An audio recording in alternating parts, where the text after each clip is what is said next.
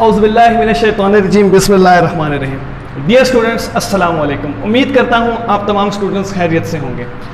हमने last lecture में computer hardware का टॉपिक स्टार्ट किया हुआ था, जिसमें हमने देखा था कि कंप्यूटर के बेसिक दो कंपोनेंट्स होते हैं, एक को हम हार्डवेयर, दूसरे को सॉफ्टवेयर कहते हैं। फिर हमने देखा था कि हार्डवेयर में हमारे पास सबसे ज़्यादा जो यूज़ होने वाले कंपोनेंट्स हैं, बेसिकली सारे कंपोनेंट्स यूज़ होते हैं, लेकिन दो मेन कंपोनेंट्स होते हैं, एक इनपुट डिवाइसेस, एक आउटपुट डिवाइसेस, या इनपुट हार्डवेयर, दूसरा आउटपुट हार्डवेयर। इसके अलावा मैंने आपको बताया था, क्योंकि हार्डवेयर है, हार्डवेयर जो भी चीज़ फिजिकली एग्जिस्ट करती है उसको हम हार्डवेयर की कैटेगरी में रखते हैं, तो उसमें हमारे पास मेमोरी यूनिट्स भी आते हैं, यानी मेमोरी डिवाइसेस भी जितनी भी होंगी। उसके अलावा एक सिस्टम यूनिट भी हमारे पास आता है। यहाँ पे सबसे पहले तो मैं आपको एक बात बताता चलूँ कि हम एक वर्ड यूज करते हैं CPU। बेसिकली हम इसको गलत प्रोनाउंस करते हैं या गलत चीज के लिए इस्तेमाल करते हैं। हम इसको इस्तेमाल करते हैं सिस्टम यूनिट के लिए। CPU basically central processing unit, जो सिर्फ एक माइक्रो प्रोसेसर को कहा जाता है।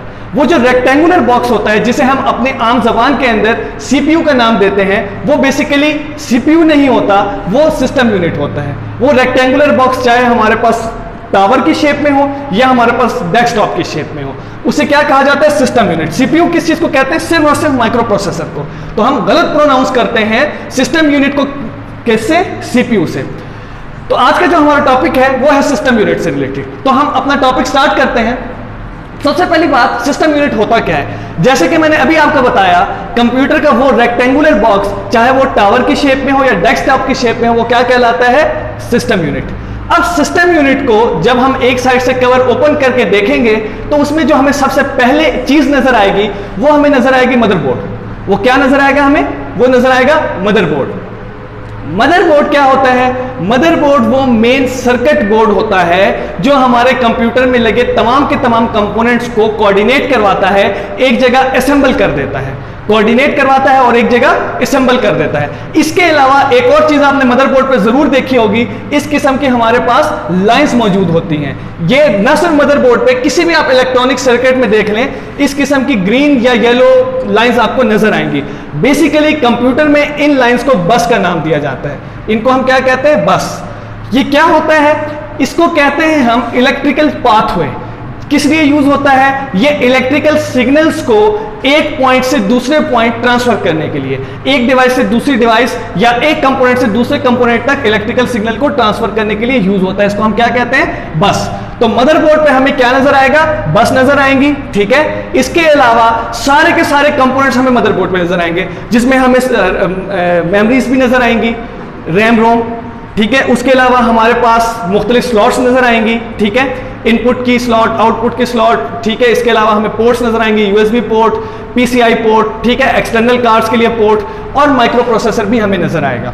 तो सेकंड जो सबसे बड़ा कंपोनेंट, यहां पे बड़े से मुराद साइज की मैं बात नहीं कर रहा, सबसे ज्यादा यूज होने वाला सबसे इंपॉर्टेंट कंपोनेंट वो हमारे पास होता है सिस्टम यूनिट के अंदर, micro processor. Basically micro processor का काम क्या होता है?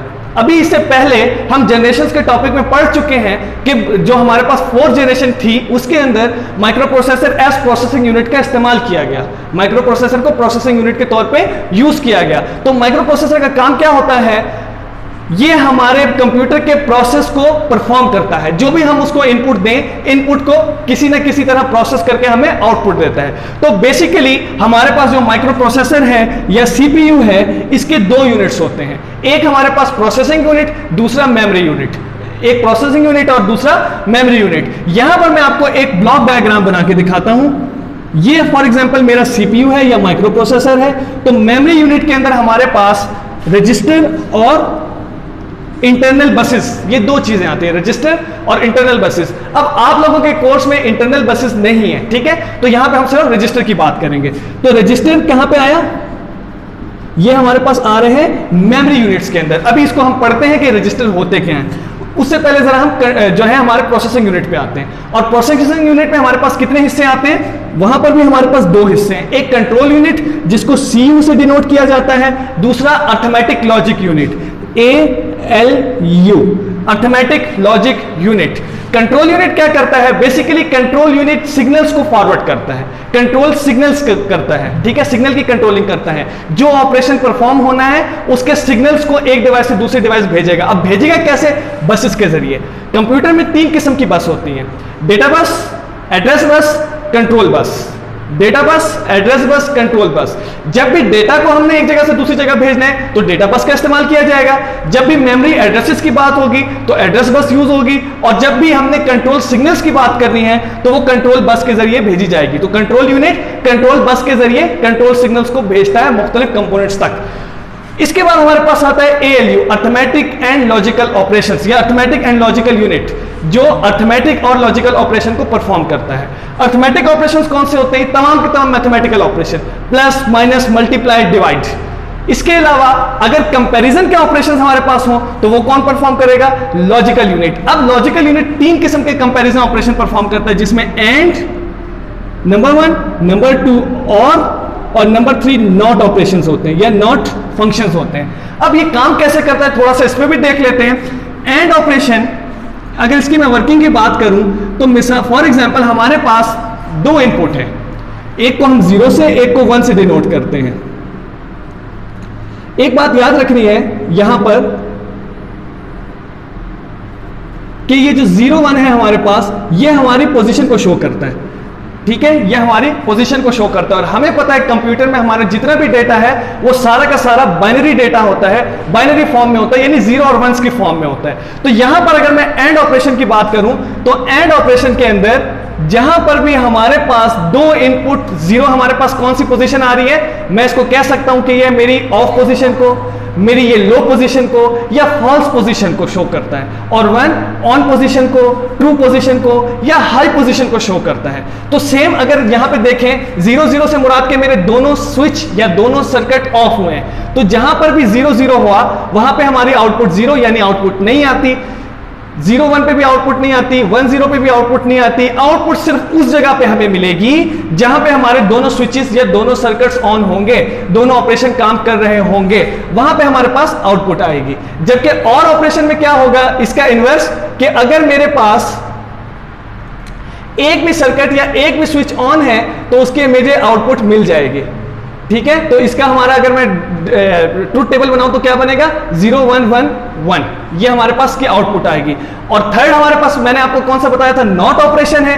तो नॉट ऑपरेशन क्या होता है? इसे हम इन्वर्टर भी कहते हैं। अगर मेरी इनपुट 0 है तो वो उसको 1 कर देगा, और अगर इनपुट 1 है तो आउटपुट को 0 कर देगा, यानी इन्वर्ट कर देगा, इन्वर्स कर देगा, उलट कर देगा। तो ये काम कौन करता है? Not operation. जरा मैं आपको इसकी छोटी सी एग्जांपल दे देता हूं। ये प्रोसेसिंग यूनिट से रिलेटेड तो नहीं है, ये प्रोग्रामिंग की एग्जांपल है, क्योंकि प्रोग्रामिंग के अंदर भी ये सारी चीजें यूज होती है, लेकिन आपको आइडिया हो जाएगा ये फंक्शन कैसे करता है।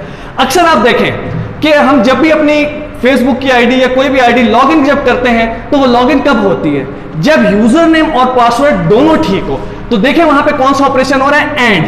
अगर मैं कह देता हूं कि ये पहली जो मेरे पास, अगर मैं इसी का ट्रुथ टेबल दोबारा बनाऊं, पहली कंडीशन है मेरे पास 0 यूजर नेम के लिए, दूसरी हमारे पास है पासवर्ड के लिए 0, यानी यूजर नेम और पासवर्ड दोनों हमारे गलत हैं, तो आईडी लॉगिन नहीं होगी।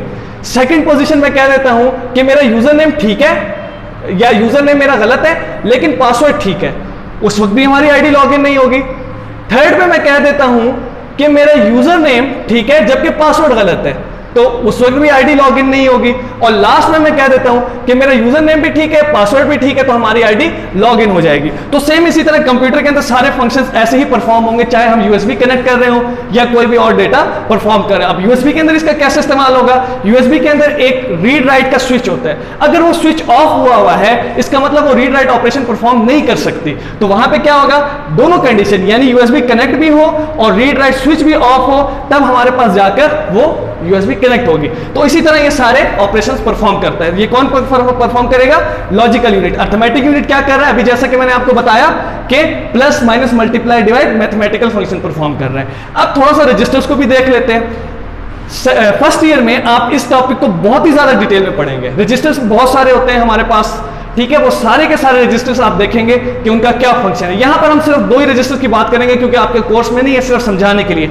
बेसिकली याद रखिए रजिस्टर हमारे पास स्मॉल मेमोरी यूनिट्स होते हैं, थोड़ी देर के लिए आर्जी तौर पर उसमें डेटा सेव होता है, ठीक है। कहां पे होगा? ये माइक्रो प्रोसेसर के अंदर ही होता है। अब अगर मैं बात करूं सारा फंक्शन आपको इससे माइक्रो प्रोसेसर का समझ आ जाएगा।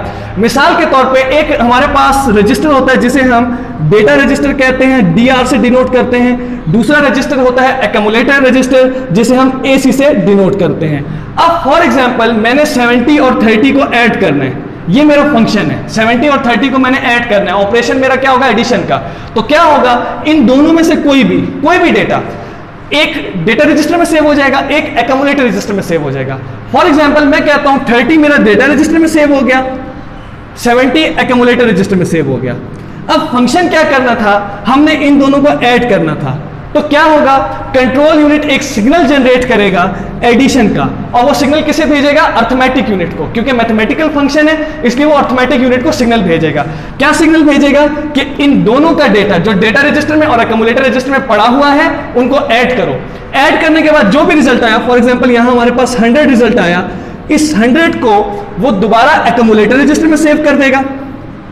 एक बात आपने यहां पे याद रखनी है कि डेटा रजिस्टर वन वे काम करता है, यानी इसमें जो डेटा सेव है ये सिर्फ आगे हमारे पास प्रोसेसिंग के लिए जाएगा, लेकिन प्रोसेस डेटा वापस यहां नहीं आता। लेकिन एक्यूमुलेटर रजिस्टर में टू वे हमारे पास ऑपरेशन होता है, यानी ये डेटा प्रोसेसिंग के लिए भेजेगा भी, जैसे ये प्रोसेसिंग के लिए डेटा सेव था और उसका रिजल्ट आया वह भी कहां पे सेव होगा, अगेन एक्यूमुलेटर रजिस्टर में। फिर एक्यूमुलेटर रजिस्टर क्या करते हैं, एक्यूमुलेटर रजिस्टर उस डेटा को कहां पे भेज देगा, रैम के अंदर।